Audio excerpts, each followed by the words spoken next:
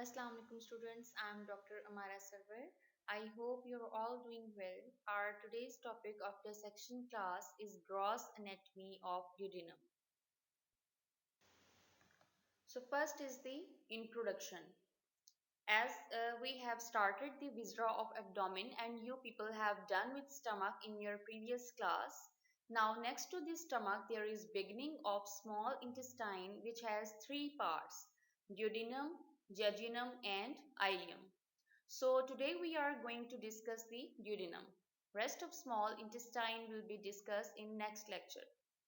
Duodenum is the first part of the small intestine and is about 10 inches or 25 centimeter long, which joins the stomach to the jejunum.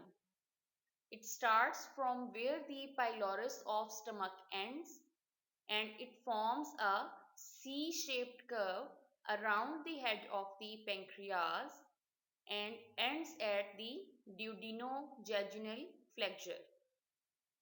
Here in this diagram you can see this end of the duodenum joins with the pylorus of stomach while the other end of the duodenum meets with the jejunum at duodenojejunal flexure, and this C-shaped curve lodges the head of pancreas. So to make it simple to understand the relations of duodenum, it is divided into four parts: first, second, third and fourth part of duodenum.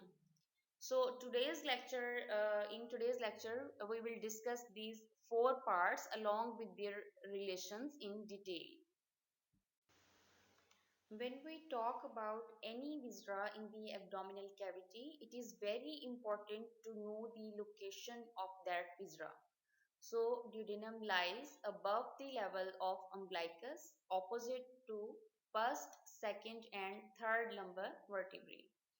Here you can see the location of the duodenum in the abdominal cavity, that it lies above the level of umbilicus or against the L1, L2 and L3 vertebrae. Now the peritoneal relations of duodenum.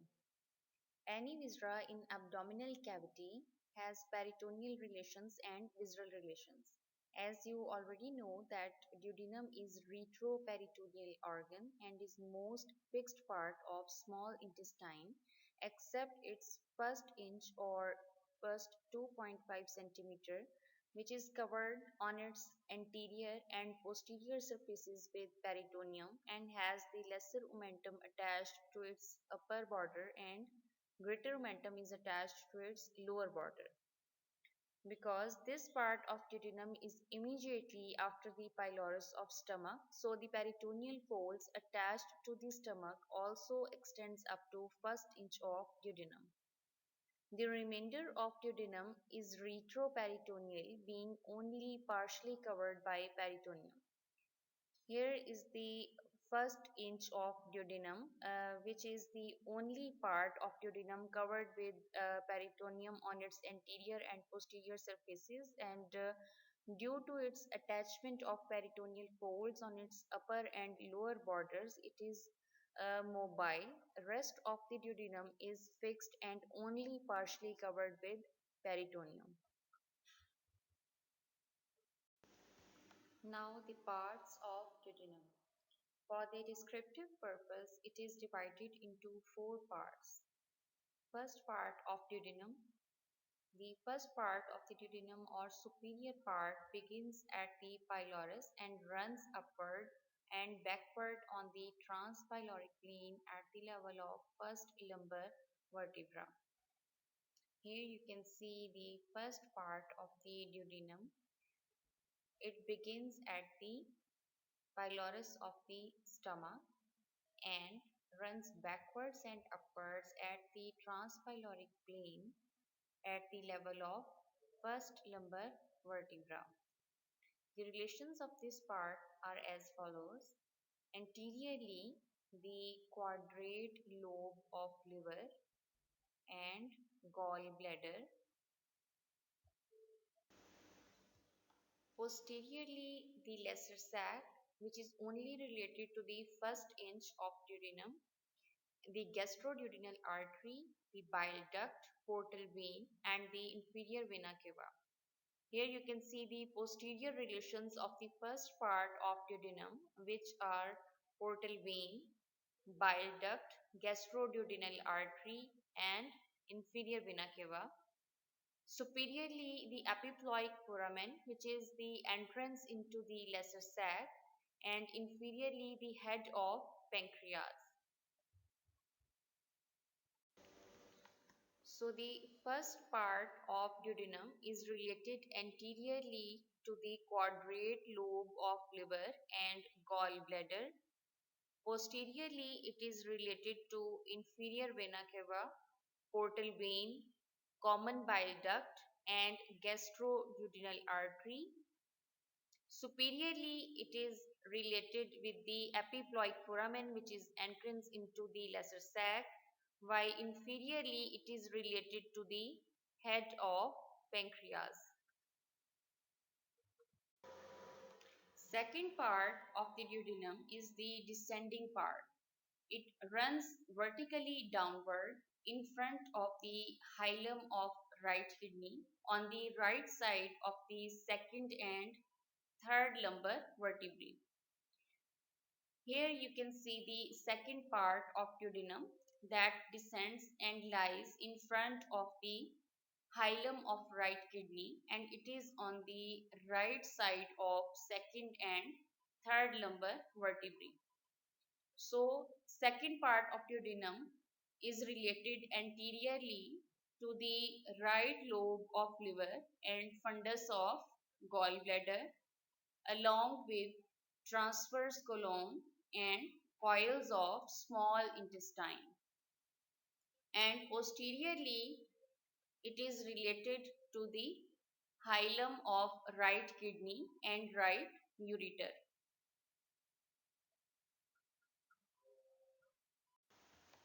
Laterally, the second part of duodenum is related to the ascending colon, the right colic flexure, and the right lobe of the liver. And medially, it is related to the head of pancreas, the bile duct, and the main pancreatic duct. Here you can see lateral to the second part of the duodenum, there is ascending colon and the right colic flexure, which is also called hepatic flexure, along with right lobe of liver, which has removed here and you can't see, but it is present in lateral relation of second part of duodenum.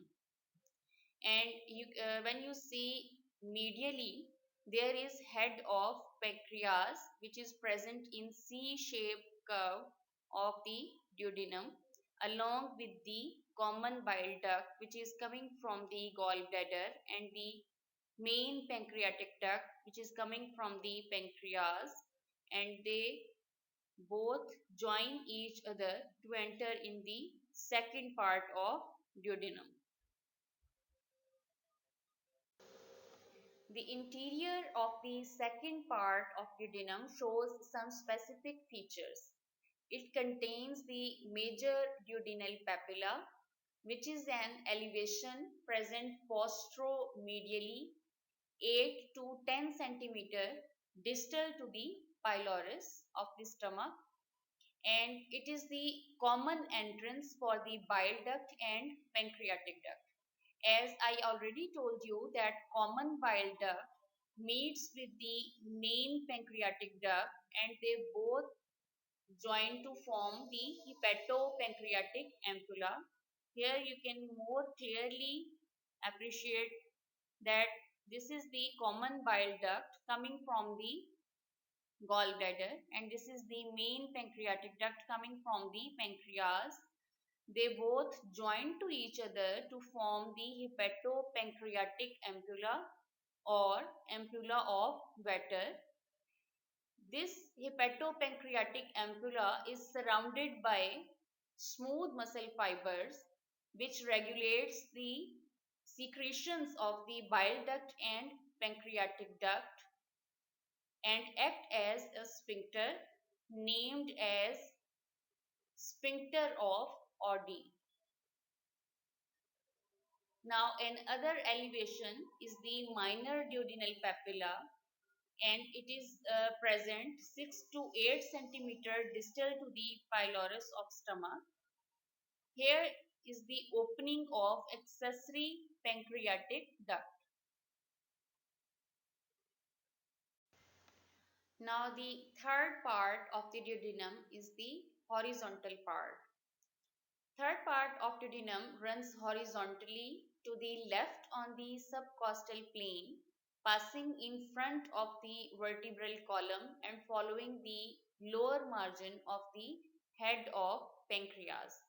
Here you can see this horizontal part is the third part of duodenum, which lies in front of the vertebral column and below the head of pancreas.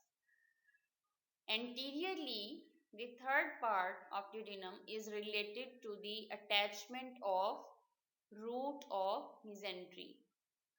Here you can clearly appreciate the attachment of root of mesentery along with the superior mesenteric vessels and coils of jejunum.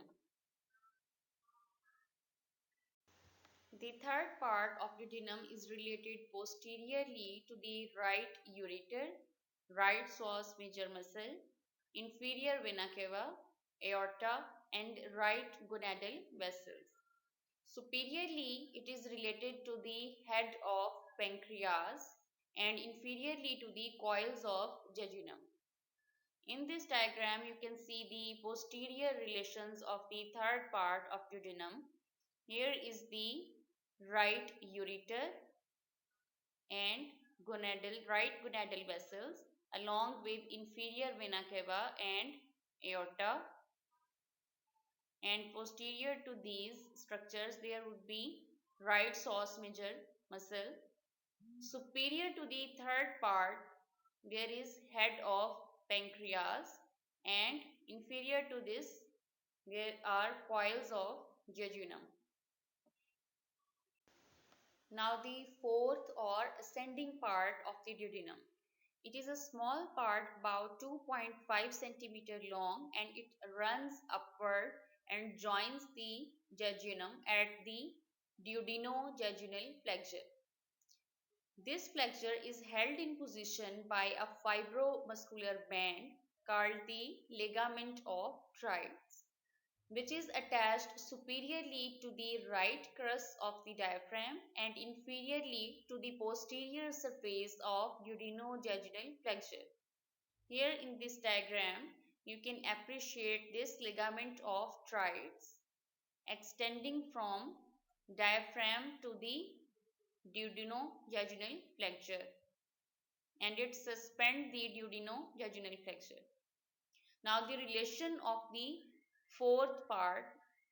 Anteriorly, it is related to the beginning of the root of mesentery and coils of jejunum, transverse colon along with mesocolon, lesser sac and stomach. Here you can see this very small part is the ascending part of duodenum, and then it become continuous with the jejunum at the duodenojejunal flexure. So anteriorly it is related with the beginning of the root of mesentery and then coils of jejunum, transverse colon and mesocolon, lesser sac and stomach. Posteriorly, the fourth part is related to the left margin of aorta and the medial border of the left psoas major muscle, left renal artery, left gonadal artery and inferior mesenteric vein. Superiorly, there is body of pancreas. Here you can see this is the fourth part of duodenum, and posteriorly there is left margin of the aorta and medial border of psoas major muscle along with left gonadal vessels and inferior mesenteric vein and left renal artery. Superiorly, there is body of pancreas is present. To the right, there is attachment of upper part of root of mesentery as I show you in previous slide, and to the left there is left kidney and left ureter. So up till now we have studied the four parts of the duodenum. The first part starts just after the pylorus of the stomach and it runs upwards and backwards. Anteriorly, the first part is related to the quadrate lobe of liver and gallbladder, and posteriorly it is related to the inferior vena cava, portal vein, bile duct and gastroduodenal artery. Inferiorly, it is related to the head of pancreas, and superiorly, it is related to the epiploic foramen. Next is the second or descending part, which runs downwards in front of the hilum of right kidney. Anteriorly, the second part of duodenum is related to the right lobe of liver and fundus of gallbladder, along with transverse colon and root of transverse mesocolon and coils of small intestine, while posteriorly the second part is related to the hilum of right kidney and the right ureter and right psoas major muscle, and medial to the second part of the duodenum there is head of pancreas along with common bile duct and main pancreatic duct, and laterally this is related to the ascending colon and the right colic flexure or hepatic flexure.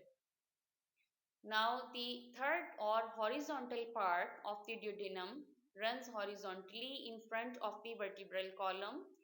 Anteriorly, the third part is related to the attachment of root of mesentery and inferior mesenteric vessels, while posteriorly it is related to the inferior vena cava, aorta, right gonadal vessels, right ureter and right psoas major muscle.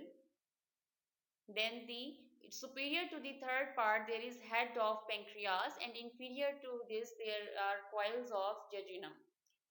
Then the fourth or ascending part of the duodenum, which is a small part about 2.5 centimeter long, and then it joins the jejunum at the duodenojejunal flexure.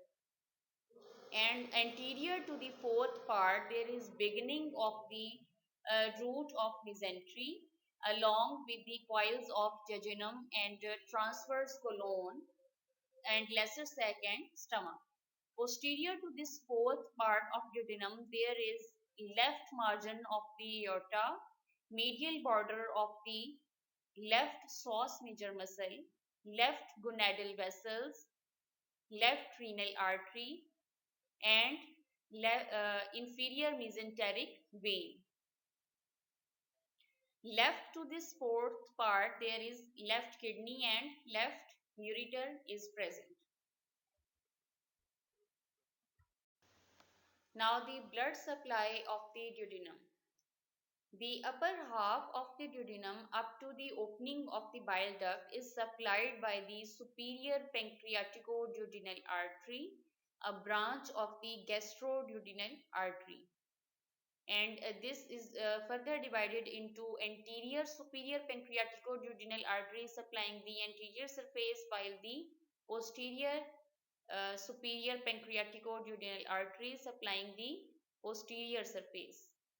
The lower half is supplied by the inferior pancreatico-duodenal artery, a branch of superior mesenteric artery. And it is also divided into the anterior and posterior inferior pancreatico-duodenal arteries supplying the anterior and posterior surfaces of duodenum respectively. Here in this diagram you can see the posterior pancreatico-duodenal artery and the anterior superior pancreatico-duodenal artery branches of the gastroduodenal artery, and here is the anterior and posterior inferior pancreaticoduodenal arteries, branches of superior mesenteric artery. Now the veins draining the duodenum are the superior pancreaticoduodenal vein, which drains into the portal vein. The inferior vein joins the superior mesenteric vein. Nerve supply and lymphatic drainage of the duodenum. The nerve supply is autonomic and is derived from sympathetic from ninth and 10th spinal segments and parasympathetic supply from the vagus nerve. Lymphatics. Most of the lymph vessels drain in the pancreaticoduodenal nodes. From here, lymph passes partly into the hepatic nodes and partly into the superior mesenteric nodes. From hepatic nodes, it passes into the celiac nodes, and finally, the whole lymph passes into the cisterna chyli through intestinal lymph trunk.